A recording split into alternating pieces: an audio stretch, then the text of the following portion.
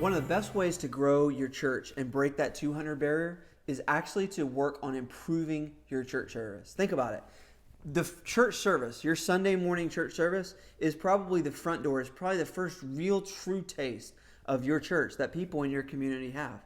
And so if you want to reach people in your community, invite them into the life of the church and help them follow Jesus, working on your church service, the thing that's most visible, that you're most judged on, is a great way to break that 200 barrier. So in this video, I want to give you some very practical ways that you can dramatically improve your church service. And the good news is most of these things that I'm going to talk about are absolutely free to fix. You don't need big budget. You don't need big buildings. You don't need to renovate. You can do almost all of these things that I'm going to talk about quickly and dramatically improve your church service. So let's just rock and roll. Number one is this. Number one, pay attention to key moments. Pay attention to key moments in your service. Now, when you look at your service, when you plan out your service, there's different things that happen, right? Every Sunday you're probably going to preach. Somebody's going to preach. Maybe you. You're going to preach the gospel, preach the Bible. Those are good things, right? Even if you're reaching unchurched people, they don't want a pep talk. They need to know what the Bible says. They need to know what God says for their life. So preach the Bible. There's probably some singing. Maybe there's a choir, an orchestra. Maybe there's a praise team. Maybe there's a band. Maybe there's a guy with a guitar, somebody with a piano. But there's probably some music. You're probably going to receive an offering. There's probably going to be some announcements. When you think about the church service, it's pretty typical. Even though there's different flavors and different styles, some of the same things happen in every service. So here's what happens. When guests come in and all this regular stuff happens, it's second nature to us. But they don't know what's going on. And even those that are participating can immediately go from one thing to another thing really, really quickly. So when we talk about key moments in your service, let me tell you a few of them. First key moment. Clarity before the offering. If you're going to have an offering in your service, why not stop for a minute and provide some clarity around what's going to happen? I've visited so many church services. In fact, I was just at a church service just this month, and the pastor or a staff member got up to talk about the offering, and they got up and they said, "Man, we wish we didn't have to take up an offering. We don't, we wish just had all this money and we didn't have to take up an offering, but we're about to do it, and we don't want you to feel obligated to give, but we're about to receive the offering." And I thought, man, that was a missed moment. That was a missed moment, because right before the offering is an opportunity to cast vision with what you're going to do with the money, not apologize for having to ask for it. And so right before the offering, what if you planned out what you were going to say? What if you had a volunteer, or a staff member, or a pastor actually put some thought into how we're going to inspire people to give, or communicate with people what we're going to do after they give? What if there was clarity around that key moment in the service? Instead of just tacking the offering on to the worship set or at the end of the service when it was like an afterthought or not mentioning it at all, what if we redeemed that moment and made it meaningful for people? Another moment is right before the worship. In so many church services, somebody stands up and is like, "Hey, let's sing." Have you ever thought to yourself why we sing? Have you ever been in a church service as an attender and thought, when did we decide that church services had to have a worship leader and we all sing in unison, sing a bunch of songs? Where did that come from? Why did we do that?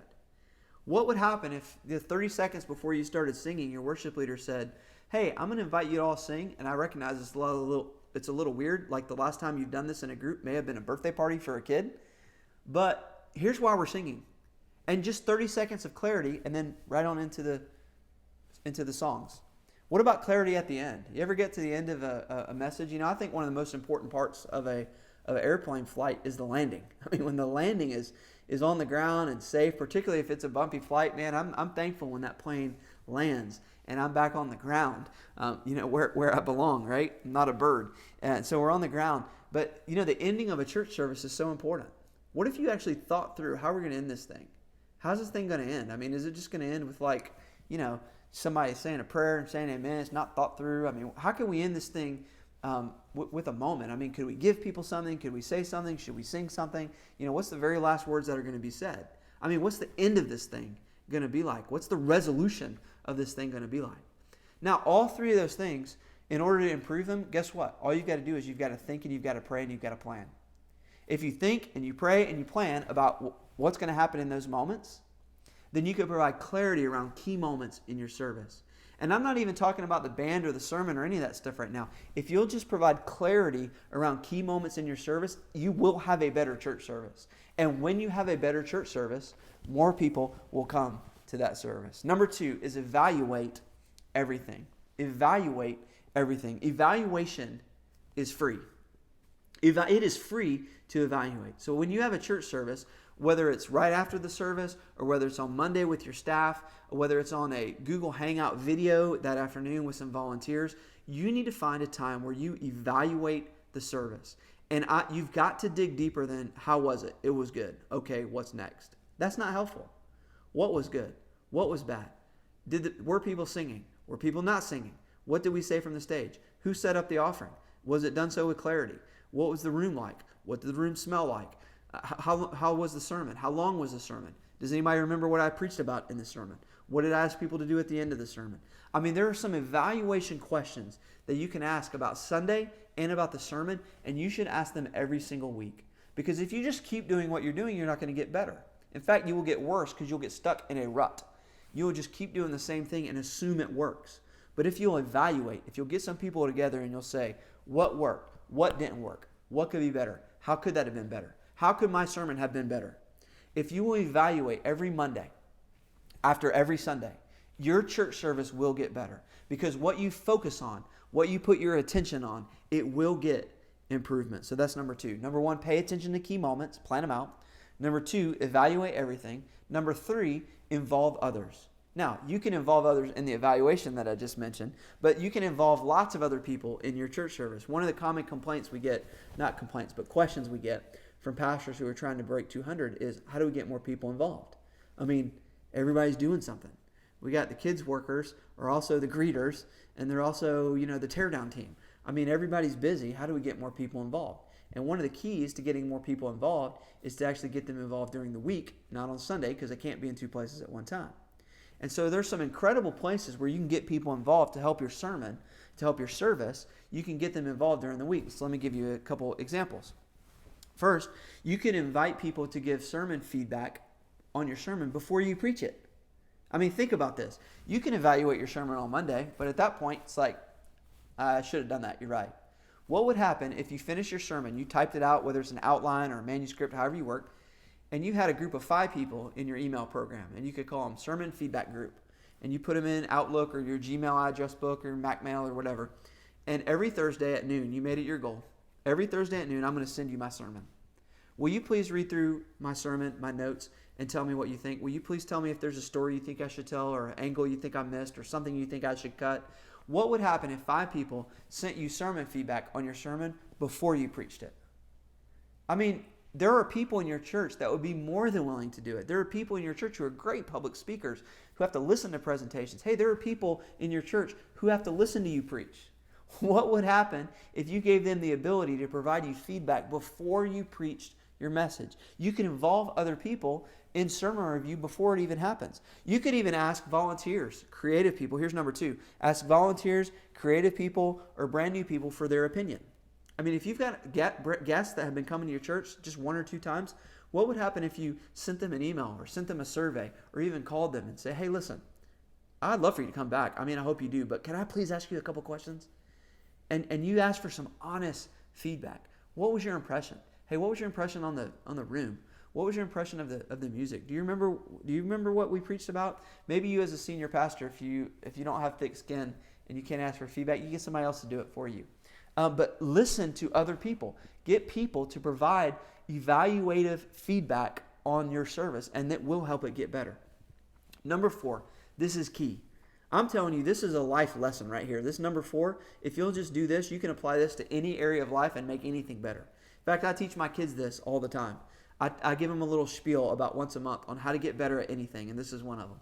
Number 4 is this: practice. And every time I say practice, I think about Allen Iverson. That's what I think about. I was like, practice. We're talking about practice. Yes, if you practice, it will get better. And this is what I tell my kids. I take all my kids, they're all 13 and under, and I take them out to breakfast, and I was like, hey, Emma, let me tell you, do you want to get better at something? What do you want to get better at? I want to get better at playing the piano. Well, there's only a couple things you need to do if you want to get better. First of all, you need to have a coach, and you got a piano teacher, and she's going to show you what to do, and that's awesome. And then the second thing you got to do is you got to practice. You got to have a coach, and you got to practice. And if you have a coach and you practice, you will get better at whatever it is that you're trying to do. So think about this for a minute. If you want to have a better church service, what would happen if you practice? Practice. So musicians, have a rehearsal. Have a rehearsal. You say, well, we don't have a room to have a rehearsal, or people are busy, they can't come. Have a rehearsal once a month. Learn all the songs for the month. Download all the MP3s and send them to everybody. Make CDs for people if you need to. Make sure the band practices. Have a practice. Practice, and it will be better. And then you could practice, then you could have a run-through. Your service will dramatically improve if, let's say, 45 minutes before the service starts, if you just have a run-through.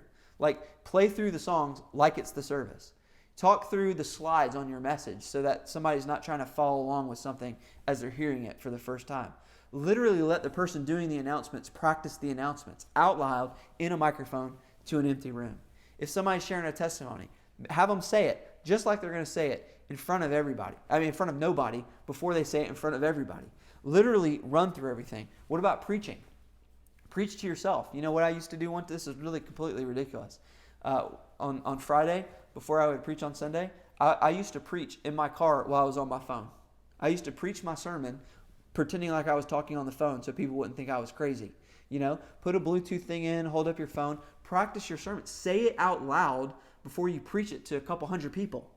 Say it out loud to yourself. It's amazing how much different something sounds. It's made sense in your head, but when you say it out loud, you're like, I need to say that a different way, or that doesn't make any sense.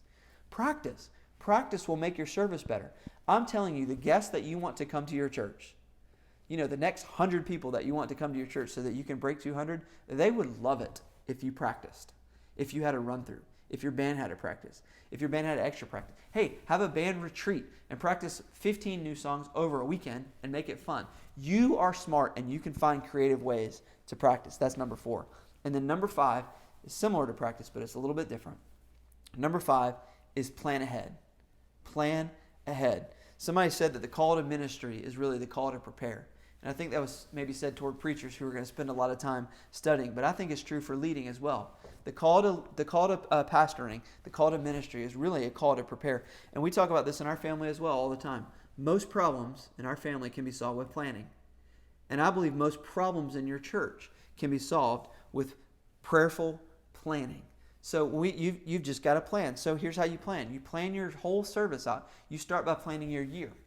You get an Excel spreadsheet, you get a Google Sheets, you get a piece of paper, you get a whiteboard, you get something, and you list out, hey, there's going to be 52 Sundays, and you list all the dates. Then you go and you fill in which one's Easter, which one's Mother's Day, which one's Thanksgiving, which one's 4th of July, which one's a guest speaker. You fill all that in.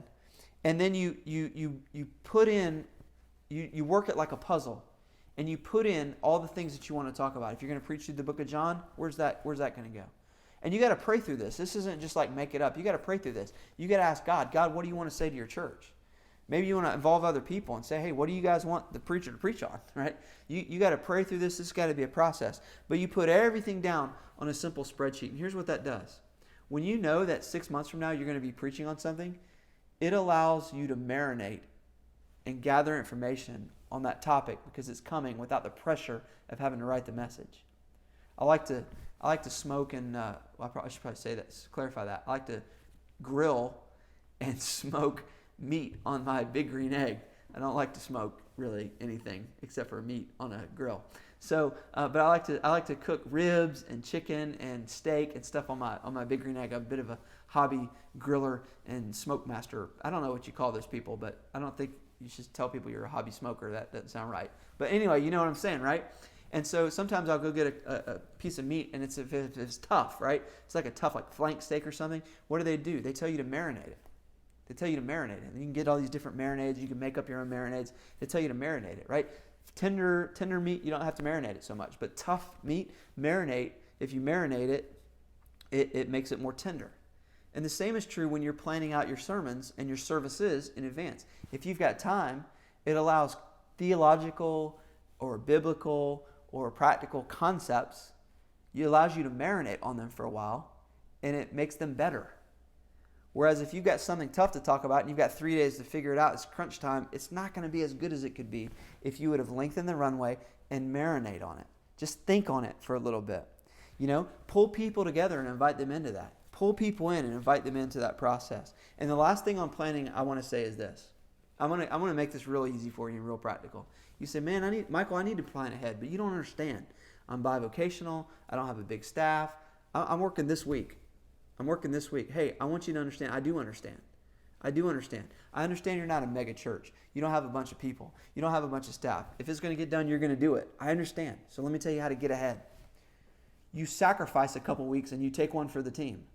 You say, you know what? These next 2 weeks, I am willing for them to stink and be absolutely awful. In fact, I'm preaching the same identical message I preached 2 years ago. We're singing the same exact songs that nobody needs to practice. We're just going to let these 2 weeks stink. And we are right now going to plan 3 Sundays from now, like it's this Sunday, and we're just going to sacrifice the next 2, and we're going to plan the one 3 weeks from now. And you are now immediately 2 weeks ahead. Do you see how that works? I mean, listen, they're going to be average anyway, so just let them stink and then make the third one awesome. And then keep awesome going. Bring in a guest speaker for 2 weeks. Just take 2 weeks off. Hey, cancel a service. Figure out how to let the next 2 weeks just go by and just get by so that you can immediately put your planning to 3 weeks from now, and then you're instantly ahead. And now you've got 3 weeks to marinate on a message. You've got 3 weeks to think through what songs really fit. You got 3 weeks to go, how are we going to set up the giving? How are we going to set up the worship? How are we going to do the ending? You've got 3 weeks to send people a message and say, hey, will you look at this message and help me make it better? You've got 3 weeks to make all that happen. And then you just stay ahead. Because planning will solve a lot of problems. So if you want to grow your church, if you want to break 200, I want to encourage you to really focus on having consistent, quality church services. And these tips will help you dramatically improve your service.